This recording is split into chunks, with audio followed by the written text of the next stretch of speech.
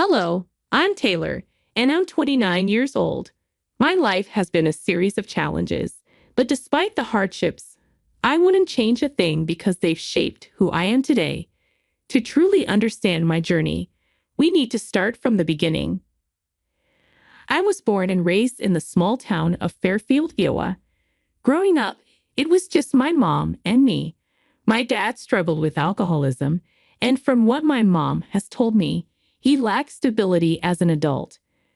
I don't remember much about him because he left when I was only 3 years old, and he has never been part of my life since. After he left, my mom's life took a downward turn, and she struggled to cope. Occasionally, we received financial help from my grandparents, which was a great relief. To support us, my mom took on multiple shifts at a diner owned by Richard and Eleanor Evans. I went to school with their son, Ethan, who would later become my ex-husband. Initially, we didn't get along, but as we grew older, we developed a special connection and became close friends. We started dating when I was 16. Eleanor never seemed to approve of our relationship and began to distance herself from my mother. The Evans family wasn't very wealthy either. Although the diner was decent, it didn't perform exceptionally well. Ethan often confided in me about his parents' late-night arguments over the business struggles. Everything changed in the summer of 2016. At the time, I was working at a bookstore, saving up for college.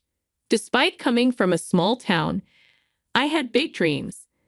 Unfortunately, my mom had an accident. After a month-long battle in the hospital, she passed away. I was devastated. She was the only close family I had, apart from my grandparents. Feeling lost, Ethan became my pillar of support and helped me through my darkest days. I decided to leave my job at the bookstore and take over my mom's position at the diner since it offered better pay. Sadly, this meant giving up on my college dreams to fend for myself. About 8 months after my mom's passing, while we were closing up the diner one night, Ethan surprised me with a proposal. With all my heart, I said yes. Our wedding was a small, intimate event with only a few people in attendance. After the wedding, I moved in with Ethan and his parents. However, something always felt off. Eleanor was very focused on wealth and status.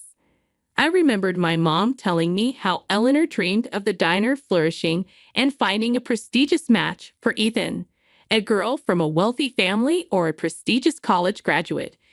It was surprising to learn that Ethan's parents, especially Eleanor, were supportive of our marriage. At the time, I was preoccupied with my own grief and didn't think much about it. Despite being aware of our relationship, Eleanor indirectly expressed her belief that her son deserved someone of higher standing. One day, when the diner was busy, Ethan's friend Miles came to visit. I was in the back doing inventory when I overheard snippets of Eleanor talking with Miles and his new wife, Sheila. As I made my way to the front to say hello, Eleanor rushed me away without even introducing me properly. After they left, Eleanor and I had an interesting conversation. "Well, that was Miles," I started. "Yeah, I've heard about him. He recently tied the knot, huh?" "Oh, indeed. He married Sheila. She's an absolute gem, you know. Fantastic upbringing and all. Both her parents are top-notch doctors down in Orlando. She's quite a remarkable woman herself, practicing law. Impressive, really. A catch like her is what any man dreams of. Lucky guy, that Miles. I wish my Ethan had that kind of luck." "What do you mean?" "Well, you know how it is. Sometimes I just wish he would have found someone who's, well, more put together. Like Sheila. It's funny how Ethan and Miles grew up together, liking the same things, and look at their wives now. Quite a contrast, huh?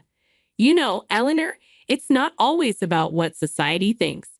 Ethan and I have a history together, and our love runs deep." "Sweetie, love is just a word sometimes.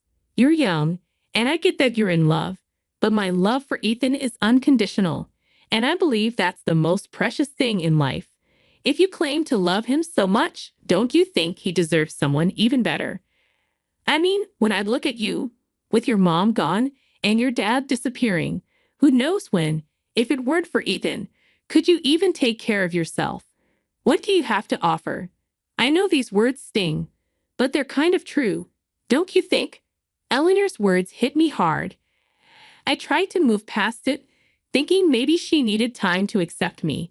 Her comments really got to me, and I was angry, but deep inside, I couldn't help but wonder if there was a grain of truth in what she said. I was pretty insecure back then, which probably made her words cut even deeper. As for me and Ethan, things weren't as great as they used to be. I started questioning if he regretted marrying me. There was a growing distance between us, and I initially blamed it on the challenges we faced with the diner, but there was definitely a shift in our connection. It had been over a year and a half since we got married, and during this time, Eleanor occasionally made hurtful remarks about my background. Despite those comments, I tried my best to keep my cool and work on strengthening my relationship with Ethan. However, over time, I noticed a change in Eleanor's behavior. Her comments went beyond the occasional snide remark, and it was becoming clear that something was off. She was acting unpredictably. Then, one evening at the dinner table, something unexpected happened. That particular moment ended up altering the course of my life in ways I could never have imagined. "How was your day, dear?" Eleanor asked. "It was all right. Actually, I've been wanting to announce something. Mom, Dad, I've been thinking about this for quite some time now. I think I'm going to invest some of my money in Taylor's education. It's always been her dream to go to college, and the diner is not doing well either anyway."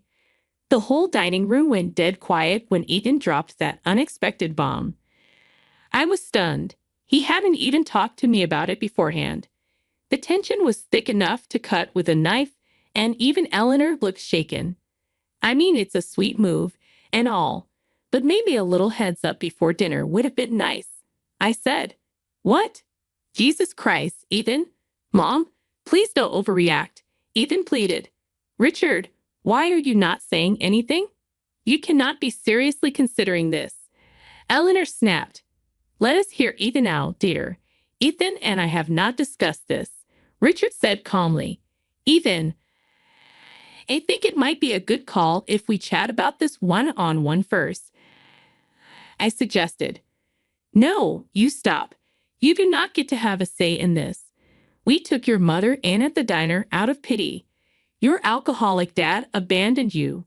She was a single woman with an 8-year-old, with no one to look out for her. You and your mother were nothing more than a sympathy project. We generously offered her a place in our diner for so long, and now you have managed to find your way into our house." Eleanor fumed. "My son deserves someone better than you." Eleanor spat, her words cutting through the air. "Someone from a well-off family.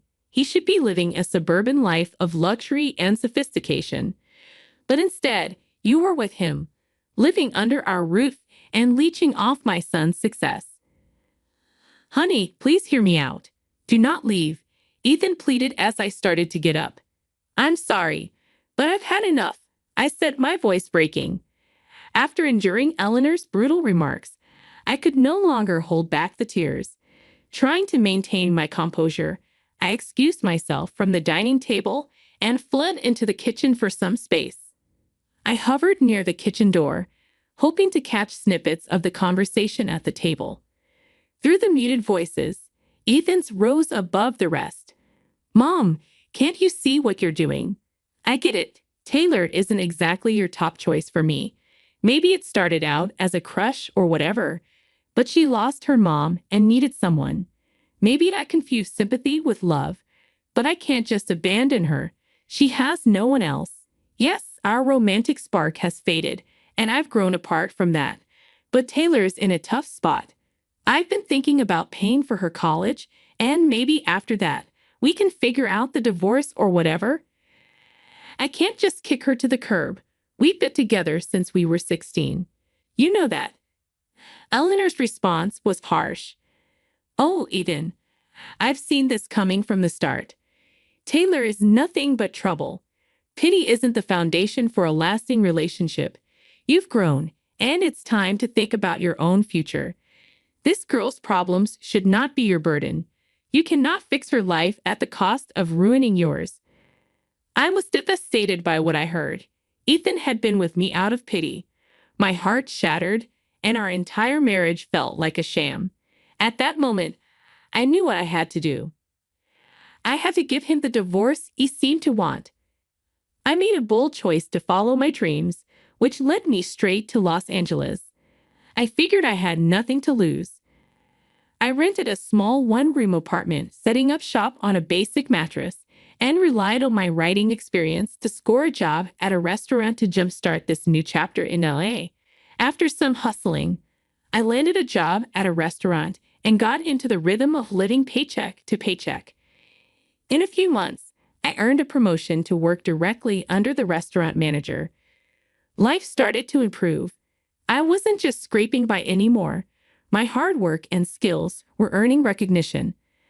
I eventually dove into the world of high-end hotel management, working at places that rolled out the red carpet for A-listers. As my career grew, so did my lifestyle. I traded my simple apartment for a lavish house. After the heartbreak with Ethan, I had lost all hope in love. But then Harry walked into my life. We met at my friend Alice's extravagant birthday party on a yacht. Harry had a magnetism about him and made me feel comfortable right away. He treated me with genuine respect, making me feel like a legitimate part of his world. He was a big shot in the LA finance scene, and his family was incredibly wealthy, with his dad, Mr. Johnson, being a billionaire. Fast forward to our wedding day. We tied the knot at a stunning vineyard in Los Angeles.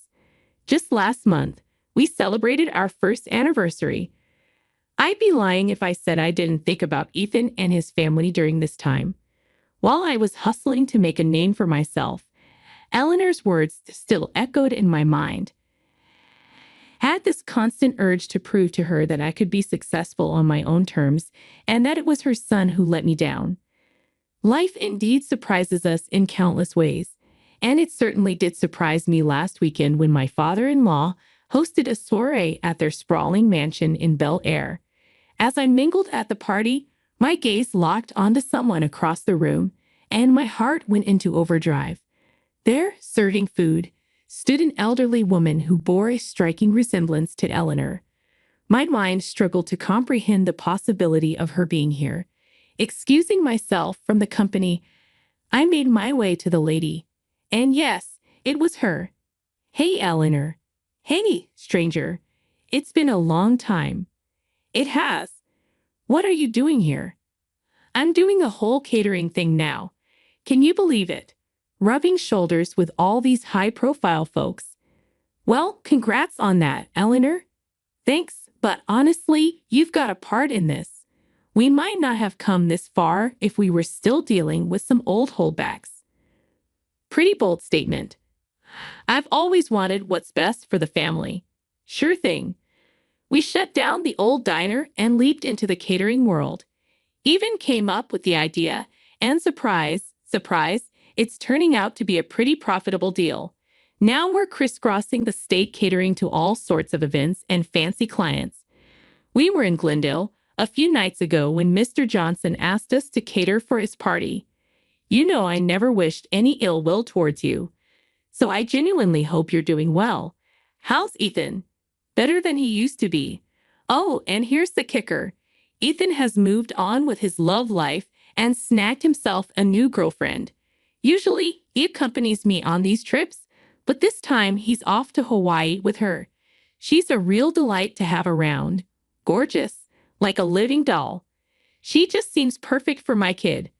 Good for him, Eleanor. By the way, what are you doing here? Who called you here? I'm sorry, but you are too poor to be here.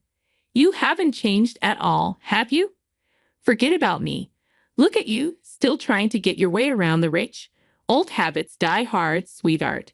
You will always be that girl from Fairfield, the one with nothing to offer. I'm here because I belong here. just like anyone else. No one called me. I came here with Harry, my husband, and also Mr. Johnson's son. Eleanor's face displayed a look of shock, but she played it cool and mean as always. Don't think he will stick around forever. People like you never stay for long. Eventually, he will see that he deserves someone better. Someone from his world? Harry is just knave. You have no idea how far I have come. Have a name in the hotel industry now? And never mind, you know that your wealth does not define you just as my past does not define me. I've worked hard to build a life for myself, and I'm proud of where I stand today. Well, aren't you full of yourself? You may have managed to climb the ladder, but you will never truly fit in with people like us. You will always be an outsider. You know, I used to think that way too. But I have learned that truly belonging does not come from material possessions or social status. You've certainly grown bold, haven't you? Well, we will see how long that lasts. I have seen it all before. It is good that Ethan got rid of you. If you want to delude yourself, go ahead, but do not expect me to change my mind about you. I was all set to deal with Eleanor and show her I meant business, but suddenly, the sound of a spoon hitting a glass stole the spotlight. Ladies and gentlemen, if I may have your attention, please. Tonight, I stand before you with a lot of pride and joy in my heart. It is a momentous occasion as I pass on the torch of responsibility to the next generation. My son, Harry. I gave Harry a quick look, and our eyes connected for a second. I smiled at him, and I'm proud of you smile. His dad had just handed him the whole business, making it his day to remember. It was his special day, and I was determined not to let anyone from my past mess with the great thing I had going on at the moment. Taylor, my dear daughter-in-law, you have shown us the true meaning of strength and resilience. From the very moment I met Taylor, I was captivated by her tenacity, dedication, and unwavering commitment to her dreams. Her journey from a small town to the chaotic city of Los Angeles has impressed me. She is a remarkable young woman who has not only touched my son's heart, but also brought immense joy into our lives. Tonight, we celebrate not just the passing of the torch to my son Harry, but also the recognition of Taylor's extraordinary talent and potential. It is with absolute delight that I announce Taylor will be taking charge alongside Harry as a key leader in our business. It was my I made it moment. Having Mr. Johnson, the big shot behind this business, acknowledge me and hand over such a huge responsibility meant the world. With everyone clapping and cheering, Harry made his way to me, leaned in, and gave me a sweet peck on the cheek. You deserve this as much as I do. I love you, baby. Cheers to us. I love you too, I replied, feeling the warmth of his words. In the midst of all the excitement, I couldn't shake the conversation I'd had with Eleanor earlier. With this huge announcement, I was itching to see her reaction. I scanned the room and found her. Hey, Eleanor, I said, approaching her. I just swung by to soak up this moment. You know, the one where I get to show you how wrong you were about me. Oh, the golden days of your doubt. I continued. Remember when you thought I'd crash and burn in this world? Had valid concerns, she said defensively. I mean, how could I have known? No, you got it all wrong, I interrupted. Well, those worries just got upgraded to my achievements. Co-running this business with Harry, living the life I've always wanted. I didn't level up for your approval, but I can't deny that it's pretty satisfying watching you squirm. A hint of satisfaction crept over me as I saw the jealousy written all over her face. With a little smug smile, I looked into her eyes, feeling a boost of confidence. Revenge might not be the noblest thing, but seeing Eleanor's discomfort was a pretty satisfying win. It's been about a week since the big bash, and I'm pretty sure Ethan's back from his vacation by now. Eleanor must have filled him in on the whole deal too. Proving myself to those who once doubted me is indescribable. It's a reminder that you never know what someone's really made of, and that even the biggest skeptics can be proven wrong. With Harry right by my side, we're juggling not just one but two businesses for the Evans and the Lears. As for me, let's just say I'm living life to the fullest, rich in every sense of the word.